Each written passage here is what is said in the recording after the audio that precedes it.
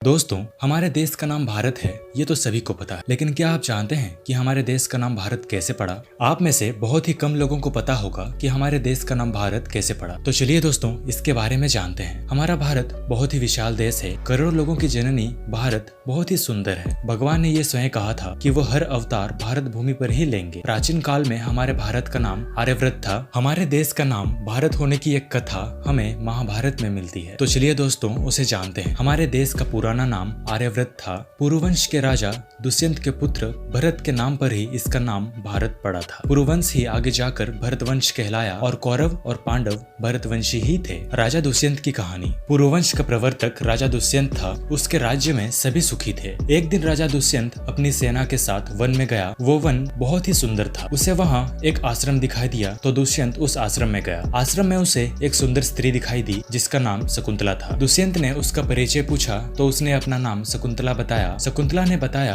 कि वो ऋषि विश्वामित्र और स्वर्ग की अप्सरा मेनका की पुत्री है जिसे ऋषि कण्व ने पाला था। उसके रूप को देखकर दुष्यंत अत्यंत ही मोहित हो गया और उसे विवाह करने का प्रस्ताव रखा जिसे उसने सहर्ष स्वीकार कर लिया। विवाह के बाद दुष्यंत ने शकुंतला को अपने नगर ले जाने का भरोसा दिलाया, परंतु विवाह के बाद दुष्यंत अकेला ही अपने नगर में चला गया। समय आने पर शकुंतला ने एक पुत्र को जन्म दिया और उसका नाम भरत रखा। भरत अत्यंत ही पराक्रमी था। 6 वर्ष की आयु में ही वो भयंकर जंगली प्राणियों के साथ खेलता था। जब भरत बड़ा हुआ तो ऋषि कण्व ने शकुंतला को भरत के साथ दुष्यंत के पास जाने को कहा। शकुंतला भरत के साथ जब दुष्यंत के महल में पहुंची तो दुष्यंत ने उसे पहचानने से इनकार कर दिया। तभी आकाशवाणी हुई कि भरत तुम्हारा ही पुत्र है, इसे स्वीकार करो। तब दुष्यंत ने शकुंतला और भरत को स्वीकार कर लिया और समय आने पर भरत को युवराज बनाया। भरत बहुत ही न्यायप्रिय राजा था। उन्होंने पूरे आर्यव्रत के विभिन्न राज्यों को एकजुट करके रखा था और इन्हीं के नाम इस महान धरा का नाम भारत पड़ा। पुराणों में बहुत से भरत नाम के लोगों का वर्णन मिलता है, जैसे जड़ भारत, भगवान राम के छोटे भाई भरत, इन सबका नाम भरत ही था। पर आप लोगों को भ्रम नहीं होना चाहिए क्योंकि हमारे देश का नाम महाभारत काल के